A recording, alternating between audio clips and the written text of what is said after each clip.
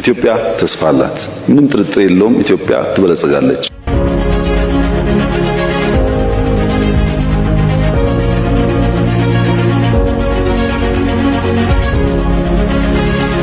ተስፋን ነው የምንዘራው።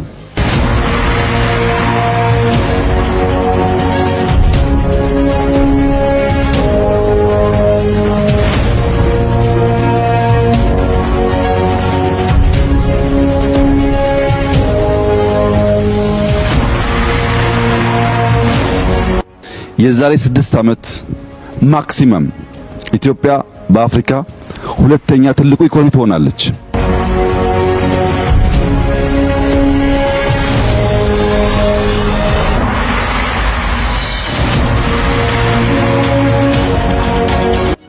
የዛሬ 10 ዓመት በአፍሪካ አንደኛ ኢኮኖሚ ትሆናለች። ምንም ጥርጥር የለውም ይሄን